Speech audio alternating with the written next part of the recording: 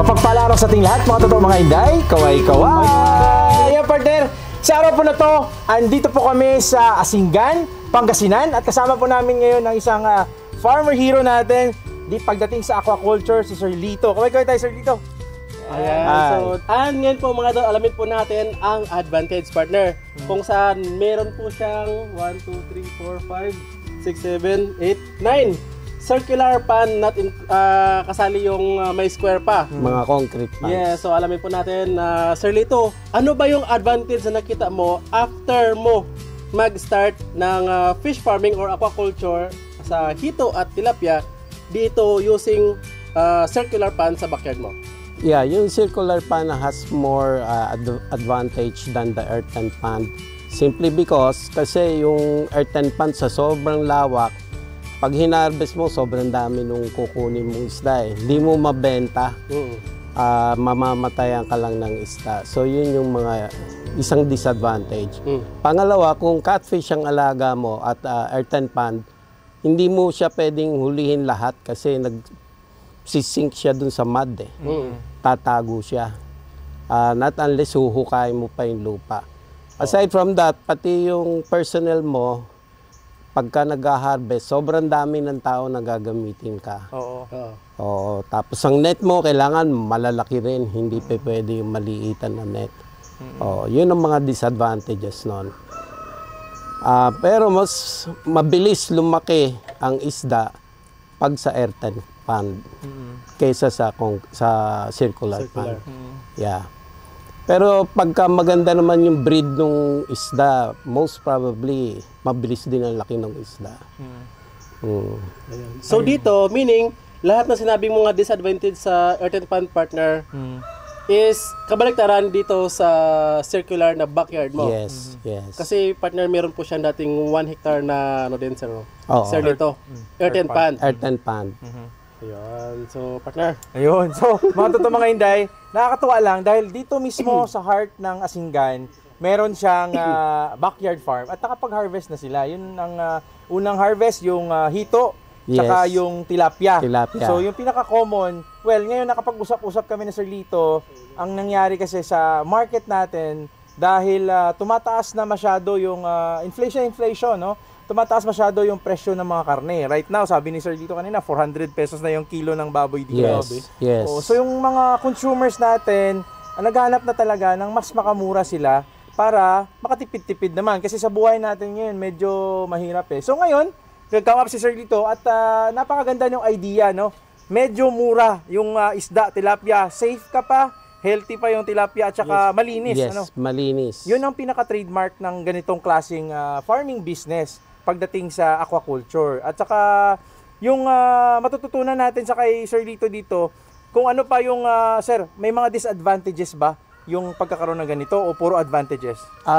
Ang nakikita ko lang disadvantage nito, mas slower yung growth ng isda. Kaya it is important na magandang breed talaga yung aalagaan mong tilapia para hindi ka malugi.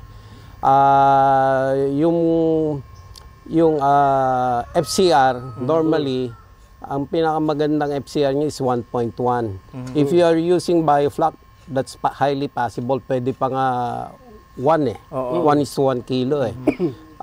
Sabihin na lang natin sa 1.2, maganda na yon. At ibenta mo, alam i-retail mo ng mas mura by 10 pesos or 15 pesos sa public market, mas mabilis siyang madi-dispose. Yun. At saka hindi mabigat sa consumer. Hindi mabigat, hindi mabigat. Sir, question lang partner, follow up ko lang doon. Dito sa Panbo, sir, ilang years na po ito at ilang kilos na po ang napaharvest natin at nabenta? Doon sa hito, siguro more than 3,000 kilos ang 3 tons ang nabenta ko last time. Kasi first time ko lang mag-alaga noon eh. Itong hito, itong tilapia naman, hindi pa ako nagbebenta. So nag-start lang ako as 100 density. But later on, since may experience na ako ngayon, i-increase ko by 200 yung density. Per square meter? Per cubic meter. Per cubic meter. Yes. Ayan. At saka mga idol, dito po is considered as intensive fish farming. Yes. Kasi yung stocking density niya po is 100 pieces ng tilapia per cubic meter and isipin niyo mga idol. Dito po, kakaiba partner, hindi po siya gumagamit ng aeration during daytime dahil may green algae po siya na nagsusupport ng dissolved oxygen. At the same time, during the night time, doon lang gumagamit ng aerator. Yes. And unlimited po ang water supply dahil naka-solar. Solar pump. Solar pump. Tsaka yung source ng water namin is yung dam dito. Oo. Ano bang pangalan ng dam na yan? Kaya hindi deep well. Hindi, deep well, pero nare-refill yan, automatic yung tubig. Yes. Oo. Laging mayroon tubig sa ilalim yan. Pwede tayong makita, sir, yung tilapia mo. Sige. Sige, dito tayo mga idol. So, Sir Lito, dito sa pag-start nyo ng ganitong klaseng business, ano yung mga challenges na na-encounter natin?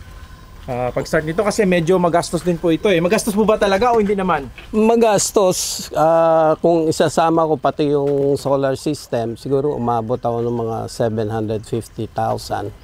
Kaya lang pagka mag-1 ton ka lang sa 30 pesos, sa 30% markup, meron ka ng 30,000 Dito. Oo, sa bawat butas. So kung ilan yung butas mo, multiply mo lang by 30,000, yun yung possible na kikitain.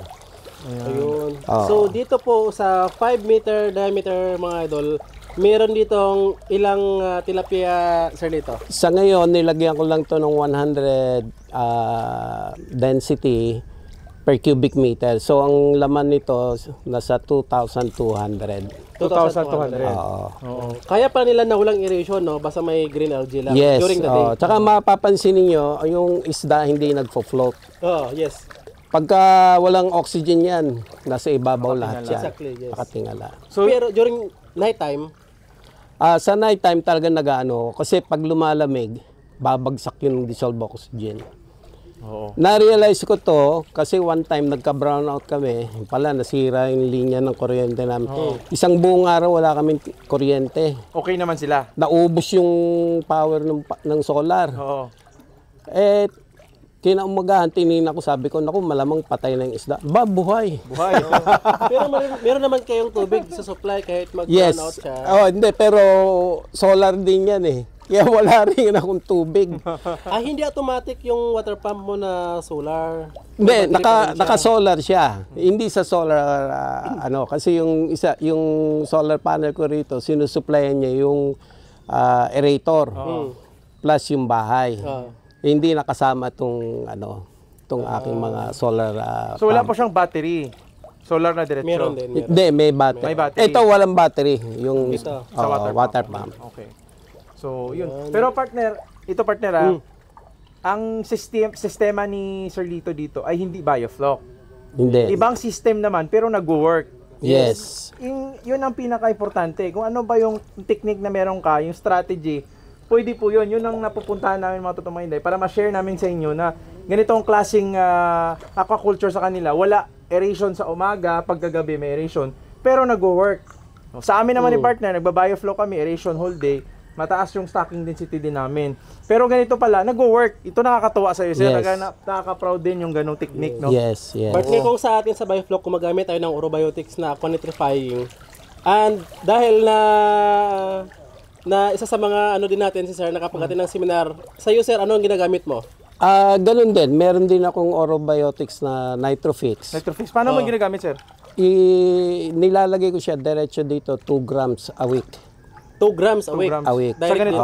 Pagka limbawa nagpa-aerator ako tapos wala nang bubbles yung tubig. Big sabihin niya yung Nitrofix wala na. So lalagay ka na ulit. That's the time na palatandaan mong mag-top up. Yes, yes. Tapos every morning and in the afternoon, dinidrain ko lagi yung tubig ng Twice a day. 1 minute, 2 minutes. Basta yung lumabas sludge. yung sludge. Yes. Kasi walang problem sa tubig. Oo.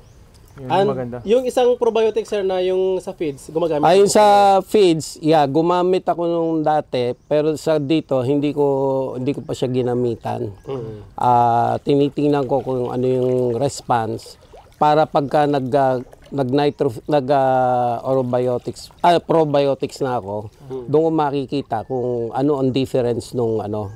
Kasi sa ngayon parang nagre-research lang ako Oh, ito. Oo, pinag-aaralan ko pa Sa tilapia. Sa tilapia and hito. Ito po, 2 months na to. 2 months. Dito po sa kabila, sir. 2 months Dito. din ba? Oo, same age yan. Same age sila. So 2,200 ditong laman dito. Yes. Oh. Ayos ah. Pwede yan maging... Healthy ano? Pero kung mapapansin ninyo, yung dami ng isda kakaunti. Kaya ibig sabihin, pwede pang itaas yung density. Yes. Pero baka kailanganin mo na sir ng aeration. Definitely, kailangan mong aeration Pero yun. kapag maliit pa siguro, hindi pa, pero maybe, hindi ko lang sure partner, kung lumaki na to, baka it needs aeration na.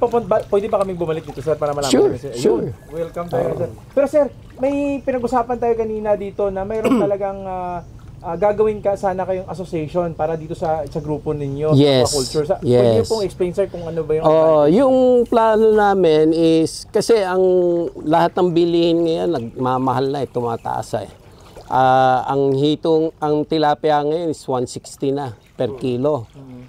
So, sabi ko, the best way to help the masses, medyo ibaba yung retail price. Kung halimbawa, ibaba natin ng 150 or 145, may commission yung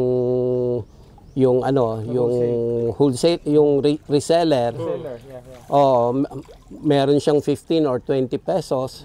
Then whatever is left, yun na yung magiging neto ko. Pwede yun. Pwede yun. That's workable. Pero ito partner, napakaganda. Paano ang setup nito sir? Ang maganda rito kasi, yung production mo, pwede mong i-schedule on a monthly basis. Pwedeng isang tank isang buwan, another tank isang buwan. Depende sa demand ng tao Kung malakas ang demand, baka 2 tangke ang kailangan mong i-harvest. Then another 2 tanks sa susunod na harvest. So if you have about 8 tanks, kaya mong supplyin yung market. Ayun. Hindi mabibitin. Ayan. Pero sir, dito sa setup na ganito, kasi nag-seminar ka before, sino ang mentor mo dito sir? Kayo. Then si Sir Eric. Ay, si Sir Eric. Sir Eric. Sir Eric. Yan. Sa nagpapagawa ng ganito, si Sir Eric pala. Kasama ito sir, kay Sir Eric ito. Siya nag-setup dito. Yung setup. Sir Eric, thank you. Siya yung pinaka-mentor din namin sir. Magaling yan magaling So yun, grabe yung experience pala nung matagal na, ilang years na, sobra na 1 year po ang seminar Pero sobra talagang na. ito minove na, ginawa na talaga at saka in-apply na yung tutunan. Kasi idea will still idea unless talagang i-apply mo na talaga, put into action. Kasi masasayang yung idea sir, pag hindi nyo natutunan at saka hindi in-apply. So dahil niya sa mentor, Sir Eric, galing. Yes. But first time ko rin makakita ng ganito, maliban doon sa napakagandang setup ni Sir Eric sa kanya. Ito pala is, galvanize. Makapal pala Kapal yan. 1 mm. Tapos, ito may trapal pa siya. Sa loob mga idol. Napakaganda mga idol. Pwede nyo makita. Ayan. Tsaka matibay ito. May question na ako kay Sir. Parang rubber. Yes, sir. May question na ako kay Sir Pero parang feeling ko nasagot na din. Pero gusto ko lang i-confirm. Kasi yung butas na meron dito ngayon is Siam. Yes. Tatanungin ko sana, bakit Siam? Pwede naman 10. Bakit sir? Bakit sir? Hindi, nung una 4 lang yung binili ko Tapos nagpabili ako sa kanya ng 5. Dagdag. Yung yellow, ako lang mismo ang gumawa niyan. Bumili ako ng canvas niyan doon sa saan ba to? Sa Bulacan Doon ko binili. And then, sinet up ko na lang.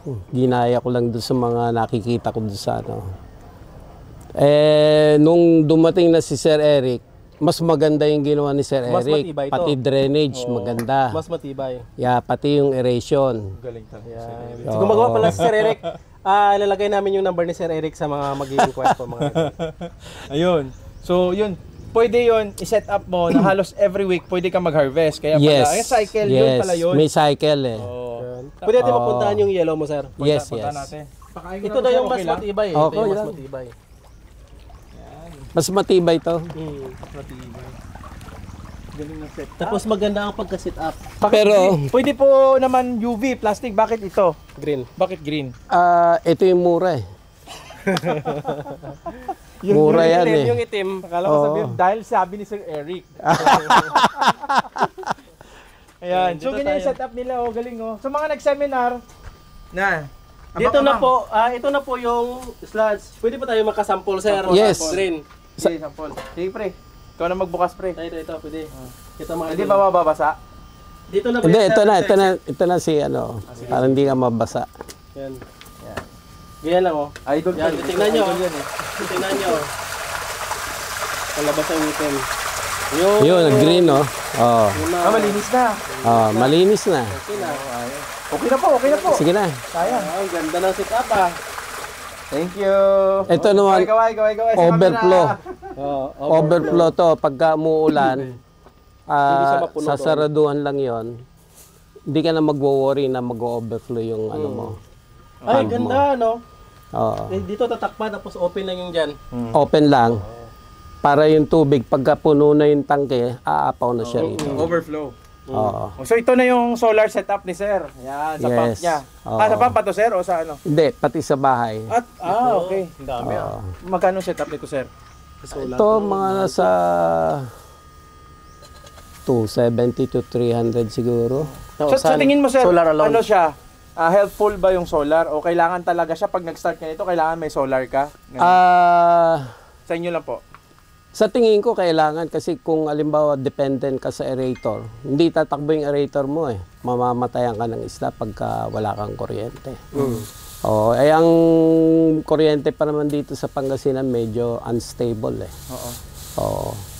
Akala ko nga mamatay lahat yung isda ko eh. Pero pag gabi, sir, kailan po kayo mag-switch ng kuryente? Nung aerator? Oo. Mga 6 o'clock. Kasi madilim na yan eh. Until, Hanggang 6 in the ano morning. na yan, 6 or 7 o'clock in the morning. Hanggat, pag mataas yung DO sa umaga, papatayin ko na siya. So, nakakasave ako ng malaki. Tapos sa bahay nyo, At tuloy-tuloy lang yun sa bahay. parang mag-adjust na. Oo, yun noon dati, ang gastos ko sa kuryente is about 8,000 eh. Oo. Nitong mag-solar ako, nung wala pang aerator, naging ano na lang, minimum eh. Nung mag-aerator ako, nasa 3,000. Pero 24 hours yun. So sa ngayon siguro baka mura na lang, baka 1,500 pesos. Wow, siguro. ganun pala. Laking savings. So, Aerator na lang yun ng gabi. Yun ang, tsaka dadagdagan ko yung panel. Kulang yung panel ko eh. ilang watts ba yun lahat total ito, sir? 550 ang bawat isa eh. 8 yan. 8. Para sa 4,000 watts. Oo. Yun. Kulang yan. Dapat Kailangan mga po yun, ganun, pag nag-set up kayo ng ganito. Pero, sa tingin nyo, Sir, ilang years o ilang months ang return of investment pag merong laman lahat ito? Yung sinasabi ko na kung magbenta ako ng 2 tons a month, wala pang 1 year, bawiin mo na. Lahat ng sit-up. Ito, Yes, lahat. including solar. Oy. Kasi marami, pre. Marami. 2 tons eh. Kung mag 2 tons ka, ito, 1 ton na yan eh. Gawin mo ring 1 ton sa ano. Kasi ang hito, nakikita ko sa Africa, pati sa ibang bansa, sa Indonesia, yung pond nila, punong-puno ng isda eh. Oo nga, ano. Umaapaw, yung ano, binubuhos na lang yun. Di ba tayo, hindi pa natin ginagawa yun eh. Si Sir pa, baka mabidyo natin susunod, dadamihan niya. Ayun. Baka na yung pang-harvest na. Hindi naman. Si Sir Toto, yun. Galing yun sila. So, yun mga totoo mga inday, grabe yung technique na ganito. Yun lang, sharing of ideas, no? Yes. Para mas maraming matutunan, no? So, partner. Napakaganda. And sa mga interested na meron, kasi ito backyard lang to siya mga idol. I think Yes. mga 1,000 square meter lang to sa likod. Hindi ko masabi. Yung may- Mga 2,000 siguro. 2,000. And pwede pa ma-maximize dito, ano? Pwede pa Yes, mag-efficient pwede dito. pa. Kahit maliit po na area, kagaya sa atin na maliit lang din, if you're willing to start aquaculture like biofloc technology and kagaya nito kasi na yung mga intensive farming, time will come na makapag-harvest ka, mabilis ang return of investment. Yes. Yun. Kasi may nagsabi kasi sir na wala daw kita yung mga sa backyard. Ano masasabi nyo? Hindi, totoo partly. Kasi karamihan naman na nag-start nung ganito sa backyard, walang experience eh. So ang number one problem dyan is marketing. Pero kung may market ka, walang problema dyan. Kaya nga yung pinaplano namin ng kaibigan ko, sabi ko nga, hawakan natin. Yung kumikita rito, hindi taga rito eh. Sabi ko, hawakan natin yung market, kausapin natin ang LGU. And then we put up our own association. We include all other farmers. True. Diba? Para ang presyo ng bilihin para bumaba. Ayun.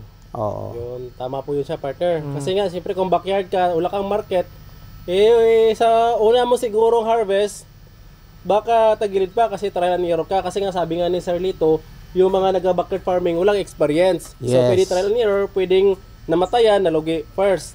Oo. Pangalawa, another culture, success na, pero walang market, baka mamaya kain-kain lang muna, kain-kain, Habang konsumo, ubos. bigay-bigay, wala talagang kita yon. Ayun. Pero lately po mga dog, kapag na-discover nyo po yung market like Sir Lito, sabi nga niya, di ba, lahat ng setup na to, within a year, maano ng return of investment, mabawi na. Mababawi. Kaya, basta Kaya. pag may laman lahat. Yeah. Kasi pwede mo siyang schedule every week, harvest kay. As long as may market. Yun ang pinaka-challenging yung market. Yung market talaga. Oo. Sana po Sir Lito, makabalik po kami dito sa susunod. Anytime Cover namin yung harvest mo. you are most welcome. Sabihan ko thank you. sabihan ko si Sir Eric Thank you po. para pagka nag-harvest na ako rito, makita ninyo. Salamat din po kay Sir Eric, ating mentor mga idol. Shout out, Sir. Ayan, so mga partner, sir, baka may question kami, may mga question kami na dapat i-question sa iyo na pwede niyong i-share sa Okay. mga future na kagaya niyo po Mga na gusto ideas po. mag-backyard. Yes po. Sa totoo lang, mahirap sa umpisa kasi pag wala kang experience, ang dami mong mali. Pero yung mga mali na yan, those are not obstacles. You should treat it as to open new opportunities. Magkaroon ka ng solusyon at yung solusyon na yan, later on, yan yung magpapaganda ng negosyo. Tama. Oo, hindi naman instantly yayaman ka dito o ano. Tsaka wag nating isipin yung yayaman tayo, ang isipin natin yung makatulong tayo sa kapwa-tao natin. Tama. Yes. At the same time, kumikita din. Yes, kumikita Ayan. So rin. yun, galing po mga totoong mga inday. So tandaan nyo po yun ha, iba't ibang diskarte yan, iba't ibang farming techniques at importante po nag-work yung mga strategy na ginagawa nyo sa farm nyo. So si Sir Lito from earthen pond, no? Lumipat dito sa circular pond, sa trapal pond, concrete pond at saka kung ano-ano pang diskarte dito na para hindi na ganoon kahirap yung pag-aalaga sa mga isda. No? Sabi nga niya, partner, di ba? Before, dozen daw yung tao niya sa 13 pan na 1 hektarya. Ngayon, sir, ilan na lang? Dalawa. Dalawa na lang. So yun po yung mga advantages no ng pagkakaroon ng ganito. So hindi mo na kailangan ng mas maraming tao no. So controlled mo na. At Hindi pa manakaw. Oo, hindi pa Tama manakaw. ba, sir? Oh, hindi. Yung 13 pan mo nanakaw? Meron siguro, kaya lang hindi ko na rin ma-monitor kasi hindi mo naman mabantayan yung 1 hektarya, di ba? Oo. So ayos. Maraming salamat mga idol. Sana po nagustuhan niyo yung ating video mga idol and we will update soon. Wala muna kaming update for 2 weeks sa aming tilapia ding na pang 7 bats at saka kay partner. And yung watermelon namin, baka ma-harvest na mga idol, hindi kami makapag-video dahil nandito kami sa Luzon. Ayan. Ay, yung pipino namin, daily, tuloy-tuloy ang harvest. 18 pesos to 20 pesos ang kilo. So, maraming salamat kung nagustuhan niyo yung ating video mga idol. Please like naman po ang ating video. Mag-comment below kung ano yung mga suggestion nyo or mga katanungan, sasagutin po namin sa pamamagitan ng pag-video mga idol. At the same time, i-share na rin po ang ating video para marami po makapanood. Ayan. Sa mga totoo mga inday, sa mga gustong mas malapit dito sa Asingan, at i-contact nyo lang po si Sir Lito sa pagkakaroon ng mga association at mag-connect po kayo sa BFAR, sa LGU o sa Department of Agriculture, sa MAU para matulungan din kayo. Pag mayroon kasi association, marami pong privilege na ibibigay sa inyo. Kagaya po ni Mang Diego, Integrated Farm, doon po kami nanggaling. So nagiging maganda na po ang nangyayari sa farm nila sa Integrated Farm. So hopefully po soon sa kanila din po with the help of LGU dito sa Asingan. Maraming salamat po sa inyo. Shoutout dito sa MAU ninyo. Yes. At thank you po sa please don't forget to subscribe ang channel po namin Pinoy Palaboy. Click na notification bell para updated kayo sa mga bagong tips and techniques sa pagfa-farm. At yan, sabay-sabayan niyo po kami ni partner sa pag-iikot, sa pag-share sa inyo ng mga new technology, new ideas para po ma-apply natin sa farm natin. Mula yan dito sa Asingan, Pangasinan. Kasama natin ngayon si Sir Lito. Kaway-kaway tayo, sir. Yes. Happy farming. Kaway-kaway, mga totoong mga Inday. Shout out, Sir Eric.